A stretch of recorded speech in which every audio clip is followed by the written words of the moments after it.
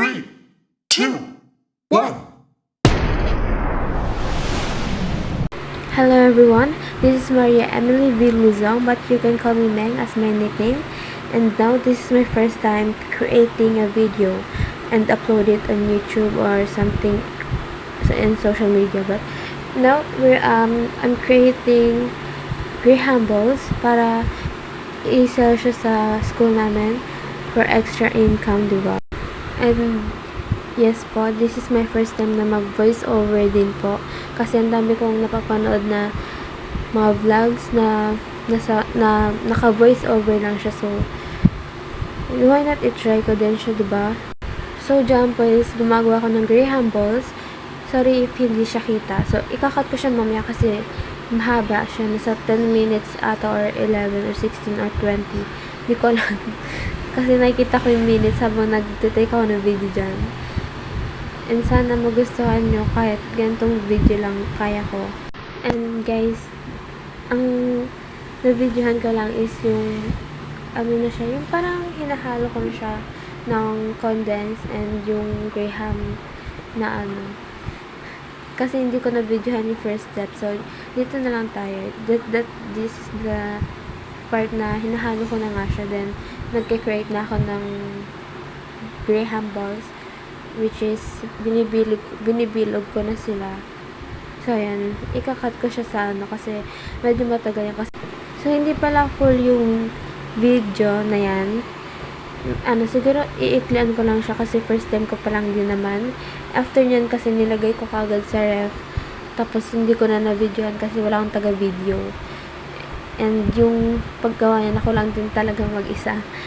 So, hindi ko na-videohan ng full. And yung una, hinahalo ko na agad siya kasi hindi ko nga na-videohan din yung una kasi late ko naisip na mag-video and i-voice over siya then i-upload sa YouTube or social medias. Then dito start na ako sa pagbilog niya.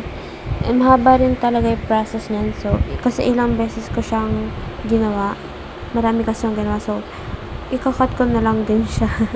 Na-choice ako kasi first time ko rin naman. So, di ko alam yung gagawin ko or yung dapat gawin. But siguro next time, I will do the right thing na. So, dito is time-lapse ko na lang siya papabilisin para hindi masyado mahaba yung video. Siguro mga 5 minutes lang, okay na yun. First time pa lang naman. So, next time mabawi ako.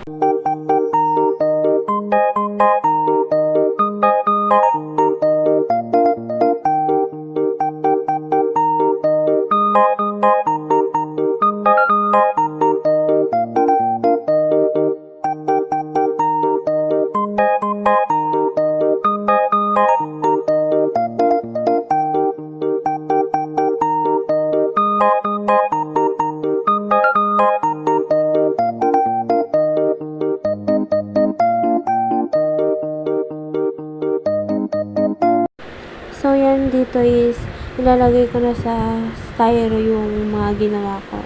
So, sa isang styro is 8 pieces siya, which is 120 per styro siya. Then, 10 pesos kada isa. So, yun. Ilalagay ko na siya, then ididiretso ko siya sa ref. Hindi ko lang talaga nag-videohan yung paglagay ko sa ref ng Grahams. So, okay na yan. And naka-5 styro din ako dyan na 8 pieces yung laman. Pero yung isa 5 pieces lang kasi in-order na yun agad sa akin ng classmate kong isa. So yung iba, abot ko na lang siya sa kanya tomorrow. So here is, sobrang tuwa ko din talaga kasi natapos ko na siya. And I'm so proud of myself kasi first time ko siyang magawa. And late ko lang talaga siya na isipan gawin na like this na i-video and i-voice over then i-upload siya sa social medias. Sana matupad yung dream ko na may mag-support man lang sa akin, may manood na mga mini vlogs ko, ganun. I hope lang talaga, sana panoorin nyo and sana magustuhan nyo yung mga mini vlogs ko. Thank you! So this is Meng again saying that this is the last part of my video. I hope you enjoy it. Thank you! So yan lang guys, I will end this here na. So thank you for watching and I hope you enjoyed this video. Thank you again. Bye bye.